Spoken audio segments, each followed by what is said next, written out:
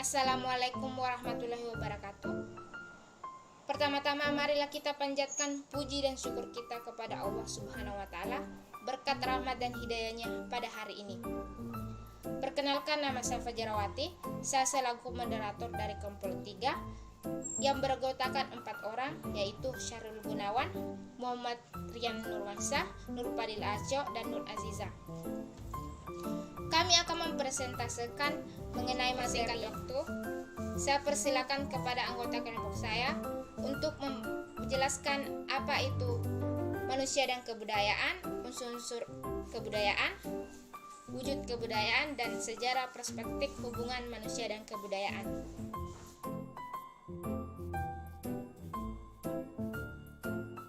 Perkenalkan, nama saya Nur Fadil Aco, NIM BO 22117. Di sini saya akan membacakan materi tentang manusia dan kebudayaan.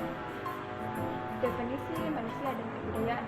Budaya atau kebudayaan berasal dari bahasa Sanskerta, yaitu budaya, yang merupakan bentuk jamak budi, diartikan sebagai hal-hal yang berkaitan dengan budi dan akal manusia.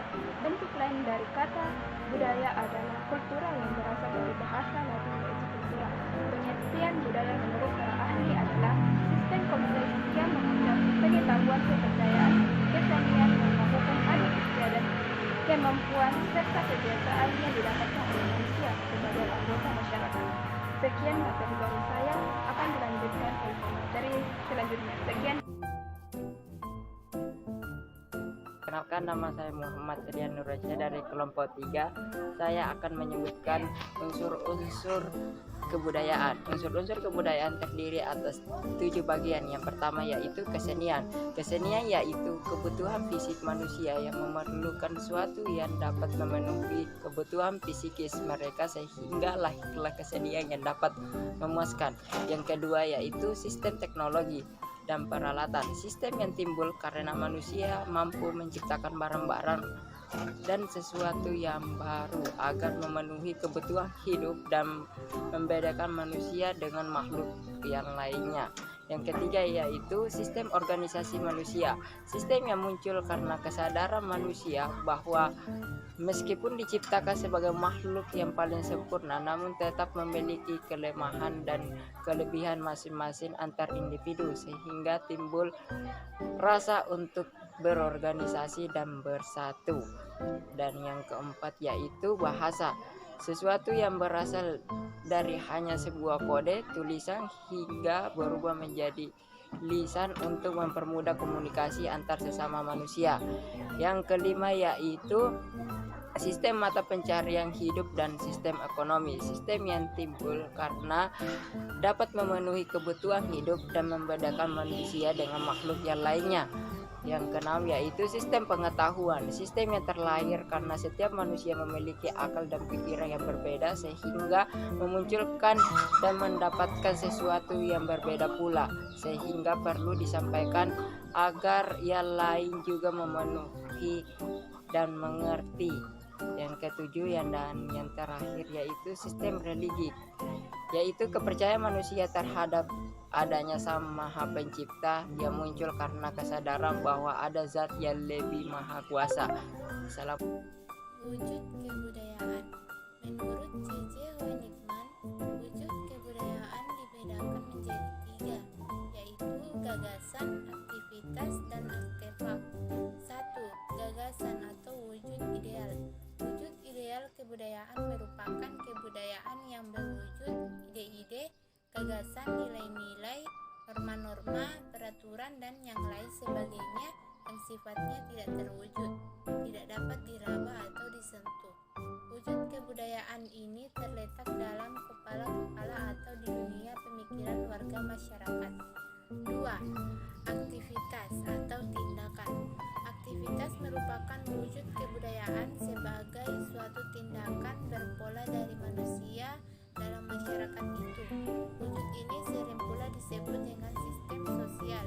Sistem sosial ini terdiri dari aktivitas-aktivitas manusia yang saling berinteraksi, mengadakan kontak, serta berkenalan dengan manusia yang lain menurut pola-pola tertentu yang sesuai hukum budaya atau budi pekerti. 3. Artefak atau karya.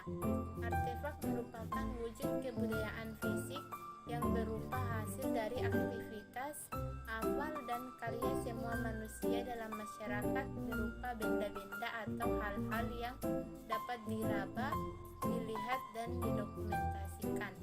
Sedangkan menurut Khoejaningrat, wujud kebudayaan meliputi 1. Sistem budaya. Kebudayaan memiliki sifat abstrak yang hanya dapat diketahui dan juga dipahami, di mana wujud kebudayaan ini mempunyai pola tertentu.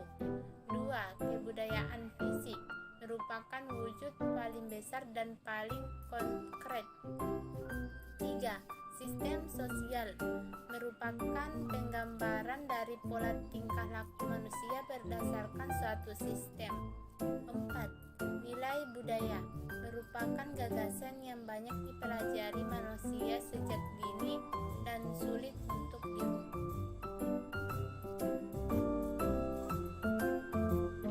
Manusia dan kebudayaan merupakan dua hal yang sangat erat terkait satu sama lain, di mana manusia memegang peranan yang unik dan dapat dipandang dari banyak segi, sedangkan kebudayaan lebih dekat kepada karya seni adat istiadat yang tumbuh dari suatu kumpulan masyarakat. Secara sederhana, hubungan antara manusia dan kebudayaan adalah sebagai perilaku kebudayaan, dan kebudayaan merupakan objek yang dilaksanakan oleh manusia.